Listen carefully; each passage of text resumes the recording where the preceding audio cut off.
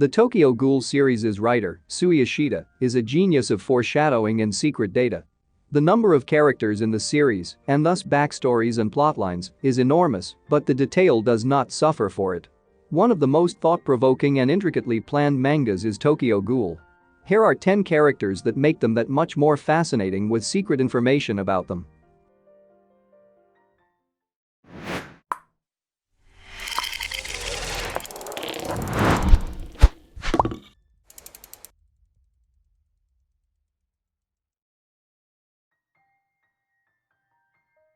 Arata Kirishima. Touka's and Ayato Kirishima's father, Arata, just wanted to live his life as a pacifist, trying his best to mingle with humans. His personality changed, however, after the murder of his wife. Arata cannibalized ghouls and humans to gain more control in order to stop any more failure and protect his remaining kin. The CCG took notice, sadly, and struck him down. In a CCG laboratory, his Kakyohu was extracted and made into the Arata armor that Shinohara, Kuroiwa, Amon, Suzuya, and Abara all placed on at one point or another. Shinohara commented during a battle against Ayato, Arata's son, that the armor was sluggish when battling Ayato, probably demonstrating that the armor possesses its own mind or will. Renji Yomo. In the Tokyo Ghoul series, an often overlooked detail is that Yomo is linked to both Touka and Ayato. Their mother, Hikari Kirishima, was his sister, and they made him their uncle. In order to remove Hikari, ARIMA was the prosecutor, generating Yomo's hate and urge for vengeance against him. Yomo protects both Ayato and Touka from attacks by ARIMA in the Cochlea raid arc, sacrificing himself and putting his life on the line to guarantee their safety. While neither ARIMA nor Yomo were defeated in this battle, Yomo claimed that he would not hesitate to take him out if the investigator who took his sister's life was still alive and before him.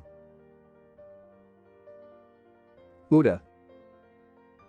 There are a number of mysteries surrounding Uta, even after the completion of the series.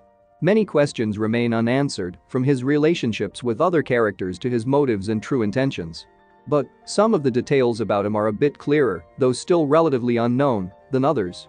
For example, it is apparent that Uta has had various body modifications done on himself, including tattoos and piercings. Uta says that he had ink injected into his eyes to give them that look when asked by Hayes about what seems to be his permanently triggered Kakugan. He has tattoos covering a good portion of his body as well.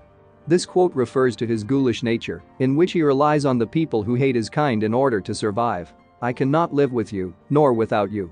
This quote refers to his ghoulish nature, in which he relies on the people who hate his kind to survive. One thing is known for sure, with all the questions swirling around him. Uta is the series' most mysterious character. Donato Porpora.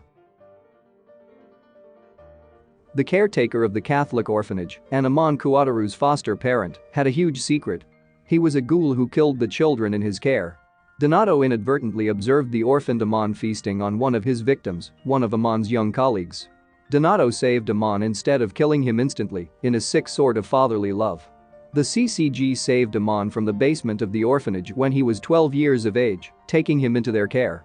It was natural for Amon to dislike Donato as a consequence of his upbringing. However, it was unclear what his true feelings were on several occasions in the season. After his near-fatal struggle with KANEKI at the end of Tokyo Ghoul, Amon remembers memories of his childhood with Donato and wonders why his mind drifted towards him. During the final battle between Donato and Amon, it is later revealed that, despite all the sufferings caused by the ghoul, it is not wrong for a son to love his father. Matasaka Shachi Kamishiro. It's always a forgotten detail, speaking of adoptive fathers, that Shachi was once the adoptive caretaker of Rise Kamishiro. Taking her under his wing, he wanted to tutor her, treating her like a daughter of his own. However, their relationship became strained as Rise got older and developed her disruptive eating habits. Shachi denied her actions, which eventually leads to a raid by the CCG and Shachi being caught. Shachi still treated Rise as his child, even with all the friction between them, and made the ultimate sacrifice to protect her in the end. Furuta Nomura. Furuta started across initially as a quiet and completely unimpressive character, but that changed pretty quickly. His personality started to become even more unpredictable, chaotic, and manipulative after the Rose extermination arc. Throughout the series, without anyone really noticing, he was essentially able to work in the shadows, associating with many different groups, including the CCG, the Clowns, etc. Furuta is ridiculed during a conversation with Sen Takatsuki, aka Ito Yashimura, after she revealed herself to be a ghoul and surrendered to the CCG, so he can't call his biological father like that. Originally born as Sauda Washu Furuta, there are secret specifics within his name. The illegitimate son of Tsuneyoshi Washu, former head of the CCG, was the ghoul investigator. Furuta was angered by this taunting, proving how fundamentally uncertain he was about his lineage and consequential destiny. Juuzou Suzuya. Juuzou was an extremely strong and competent leader by the end of the Tokyo Ghoul series, one of the finest assets of the CCGs.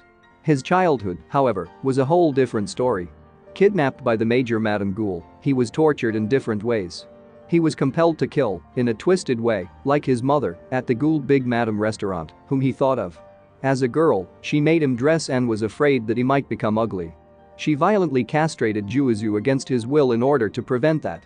He was very emotionally confused in any way possible, profoundly unable to feel any feelings or pain by the time the CCG was able to save him. However, Juuzou was able to transcend the torment he suffered after several years of normal life as an investigator with the CCG. He also eliminated Big Madam, not because of the past he had with her, but simply because he was doing his job. Toru Mitsuki. Mitsuki had not been brought up by a ghoul, but his life was no simpler than that of Juuzou. A transgender male, Mitsuki, who was assigned to be female at birth, was regularly punished by his abusive father. It was also suggested that he was exploited sexually by his father. He was placed in the care of the CCG in a horrific massacre of his family that was called a ghoul assault, though as a result of the violence he remained mentally unstable. A while after Mitsuki becomes a member of the Quink's team, the ghoul Torso catches him and holds him hostage. The ghoul was obsessed with him, saying they were going to get married, but he beat Mitsuki physically for being uncooperative. Mitsuki was reminded of his violent father by Torso, who gradually triggered memories of the murder of his whole family at the age of 12. KANEKI. The main character, of course, will have numerous secret facts about him. First and foremost, the abusive mother of KANEKI was one of the most impressively foreshadowed secret details. Hayes' battle with Kane did not look good for him during the Rose elimination arc. His dire injuries sent him into the recesses of his mind, where he met KANEKI, a white-haired kid. Hayes, angry at being taunted in his mind by the boy, attacks. As a result, the memories of his childhood abuse are coming back, and he remembers that ARIMA wanted him to be killed in V14. Perhaps more profoundly, there is a bit of a conspiracy about what exactly happened when Yamori tortured him. While never fully stated in the series and highly contested, some fans claim that during the 10-day torment, Yamori sexually assaulted KANEKI due to the uncertainty of what Yamori had done to his last victim, changing KANEKI's clothing, his RC scans showing physical damage. Kishu ARIMA. ARIMA, the undefeated CCG detective, still seemed to be the bad guy, the foe of the ghouls, the assassin of KANEKI sort of. Only in his final moments was it discovered that this was not the case. Actually, it was the exact opposite. All along, ARIMA had been one of the good guys. He was a result of the Sunlit Garden, a ghoul-human hybrid with evident immense strength, but also health disadvantages. ARIMA secretly collaborated with Ito to ensure that KANEKI became the one-eyed king all the time, even though he was a notorious CCG investigator who had ended the lives of numerous ghouls.